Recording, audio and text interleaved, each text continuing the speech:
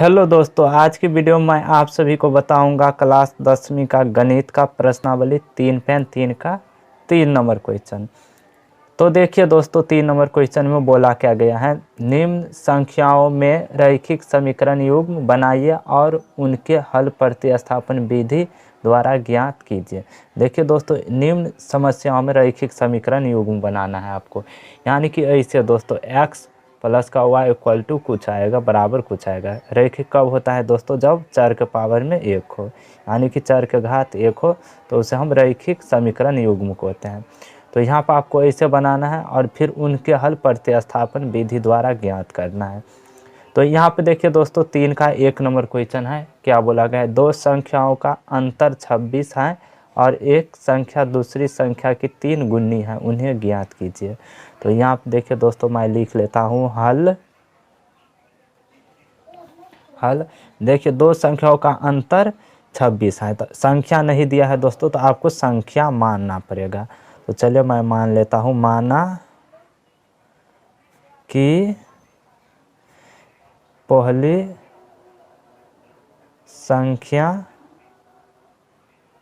x तथा दूसरी संख्या y है। देखिए दोस्तों, इस प्रकार से मैं मान लिया हूँ। अब दो संख्याओं का अंतर का मतलब होता है दोस्तों घटाव। तो दो संख्याओं का अंतर कितना दिया है? x और माइनस का y बराबर 26 हो जाएगा। ये हमारा समीकरण 1 हो जाएगा दोस्तों, इस प्रकार से।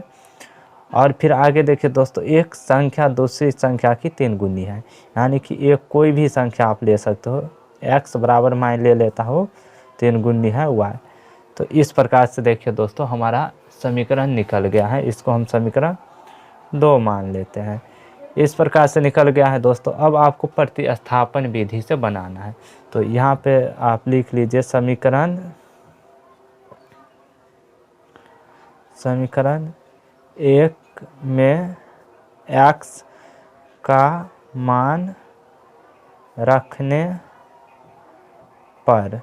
तो समीकरण 1 क्या दिया है यहाँ पे देखिए दोस्तों, x माइनस का y बराबर का 26। ऐसे तो यहाँ पे x का मान रखना है, तो यहाँ पे x का मान दिया है 3y।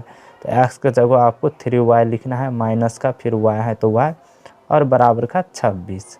ऐसे आ गया दोस्तों। देखिए 3 गो y है यहाँ पे और माइनस का 1 y है, तो 2 गो y हो जाएगा बराबर का 26। तो y बराबर हो जाएगा y बराबर 26 और ये 2 इधर नीचे बट्टा में आएगा तो 2। अब देखिए दोस्तों, 2 से 26 13 बार में कटेगा, तो यहाँ पर y बराबर 13 आ गया। अब y का वैल्यू समीकरण 2 में रख देता है दोस्तों, समीकरण 2 में। तो यहाँ पर आपको लिखना पड़ेगा समीकरण 2 में y का मान रखने पर। तो समीकरण 2 क्या दिया है दोस्तों, यहाँ पे देखिए x बराबर 3y। तो यहाँ पर आपको लिख लेना है x बराबर 3y और यहाँ पर हम y का वैल्यू रख रहे हैं, तो यहाँ पर आपको लिखना पड़ेगा x बराबर 3 और गुना यहाँ पे देखिए y का वैल्यू 13 है। तो ऐसे हो जाएगा, तो x बराबर 13 तिया 39। तो यहाँ पर आपको लिख लेना है अंतर x बराबर 39 और कोमा y बराबर 13। यही हमारा आंसर हुआ दोस्तों। और इस प्रकार से 3 का 1 नंबर क्वेश्चन बन गया है दोस्तों। अगर समझ में आया होगा तो इस चैनल को सब्सक्राइब एंड इस वीडियो को लाइक ज़रूर करना।